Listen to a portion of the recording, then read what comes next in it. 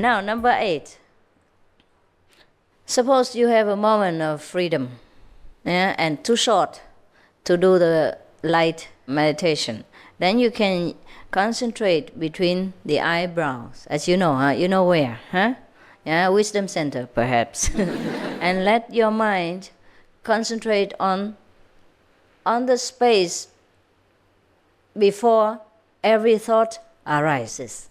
You know where it is, before all thinking started, before all desires sprout up. Concentrate on that. Perhaps in the Buddhist term we call it emptiness, empty space. Or we call them the mindless place, things like that, or the gateless gate. All right. And then whatever form is supposed to come to your mind at that time, or maybe your own form, let it be filled with the universal life force. Imagine, maybe. And then you take a shower in this light, in this essence of the universe. Understand? Like you are taking a shower, but not the shower of water, but the shower of the universal light, of the universal blessing and illumination. So in every circumstance, we can always try to illuminate ourselves by using the circumstance, by using the busyness that we are at that moment, and be in the present time. That's the best situation. So in all the mundane activities, we can always practice. There's no need to say, I don't have time, I can't cross my legs and things like that. You can. Whenever you can, you do it.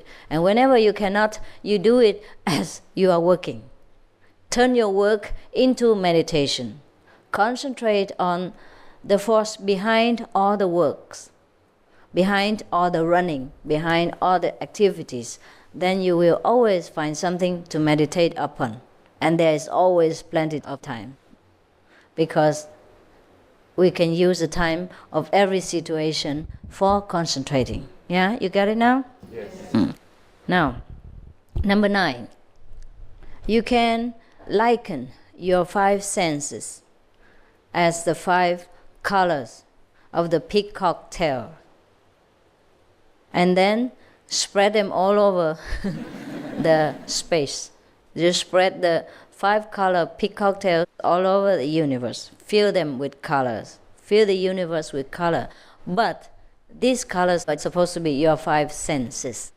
Perhaps smelling, tasting, touching, these senses. Okay. Now, because of the peacock tail color is very colorful and very beautiful, so you let these colors and beauty melt within yourself. And then anytime you feel that there is a limit, you spread them out until there's no more limit left. In that case, you dissolve all the frontier within your mind. And then, thus, whatever you wish well for other people will come true. So that's how you convert your power into limitless use.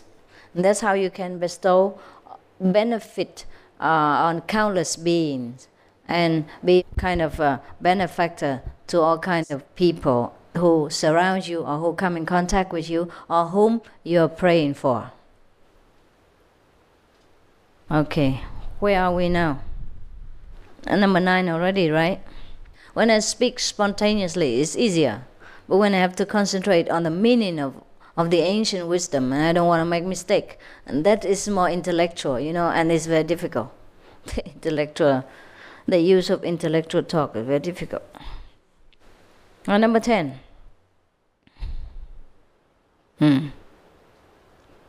You can also close your eyes, and try to see your inner being in all details. And thus, while you're concentrating on the inner being, then you will see your true nature. Try to understand if you can. If whatever the method you cannot use, just leave it. And number 11. place your whole attention on your nerves. Yeah? And you should know that the nerves are so delicate as the thread of the lotus within the lotus itself. And thus, you will transform your physical being. What he meant is, if it's so difficult to control the mind and try to make him concentrate on such a delicate pattern, just as the nerves in our body, because you have never seen them before. So it is very difficult for the mind to imagine all these nerves, and it's good for him. It serves him well, so that he will have no time to wander around and do anything else. Yeah? Suppose maybe for many people it is suitable for them to be complicated like that. Yes? Because not all beings are alike. Not all people are the same. So if for everybody to try to concentrate, he probably use a different kind of concentration at different situation. In the Himalaya, perhaps you don't need all these complications. You only look at the snow and then you freeze. You freeze in time and space. And the mind cannot run anywhere else. Because after a while, he used to emptiness, whiteness, and of the emptiness of the mountain. There's nothing there for him to fancy. After some time, perhaps all the desires, all the habitual patterns that recorded in the mind will be exhausted, empty. And then he doesn't fill it back in with newspapers or television or bad movies. Then it stays at least half empty. That's why many masters favor the Himalayas or the desert. Yes, I stay in the desert myself too. It was beautiful for some time, maybe 2 weeks. Until one day it was very cold and I nearly collapsed.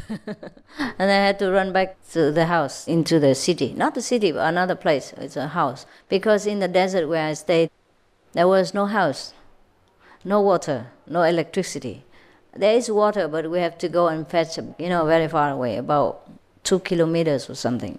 It's not directly from the tap like that. And there's nothing in that desert. Only dry shrubs here and there, and mouse. And, we have rabbits. The desert rabbit is so small, you can't imagine. You would thought it's a mouse. Yeah, pretty small, but looks like a rabbit. Yes. Just like me, I look small, but I'm a human being. Perhaps there's not much to eat in the desert, so the rabbits become smaller, smaller, and smaller. Yeah. So now let's see what else. Number 12. Closing the 7 openings of the head with your hands. And then the space between your eyes will become all-inclusive. You know what that means already, don't you?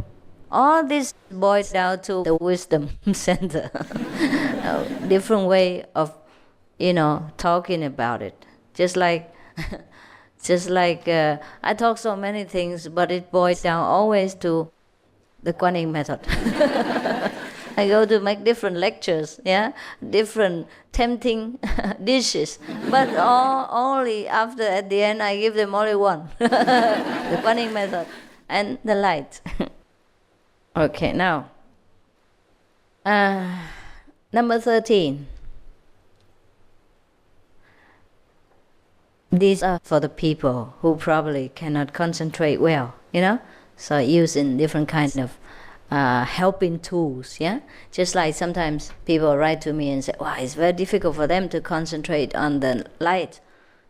So I say, well, scratch your wisdom eye a little bit, or just touch it with a fingernail, or a pin if you can bear it. But don't make yourself bleed. Don't bleed from here, okay? Just touch it so that you remember. That's one of the methods, right? Or sometimes somebody, Shiva doesn't say it here, but I have many more methods than this. For example, when I walk around the meditation hall and I see some people just sit there and deep in samadhi, with the head, with the head turning here and there all the time. And then I just pat them on the crown chakra. And then back he concentrates again. But that method Shiva did not write here. I'll tell him. I'll tell him he has to modernize more than that. Because in the old time, perhaps people didn't sleep so much like this time. And in this time, people have, air condition and heating system. So it's very comfortable. So people tend to be too comfortable. So we have to use many more methods. So number 13, he says, if you cannot concentrate while meditating, perhaps, then you can touch your eyeballs lightly, light as a feather. Yeah, and then maybe at that time you will see the light. Yeah, I think so. I think you should rub your eyes more likely because you always sleep. If you touch as a feather, I think you could not even move. You rub with your gloves and everything. What he said was for the old time people. But nevertheless, you may try, if you cannot concentrate, the effort that you use with your fingers to touch your eyeballs as light as a feather. It must be concentration. It's just a trick to bring your mind back into focus. So it's pretty good, huh? So when you are already, all kinds of topsy-turvy thinking back and forth from Germany to America and then back to the bathroom and back to the eating room again, then if you can even concentrate enough to put your hand as light as a feather, so rub a hand like yours to put on there. At least you're back again, to the meditating business. So I think the master was very clever, Shiva was very clever. He destroyed all kinds of bad habits and negativity within us, using all kinds of methods. Yeah.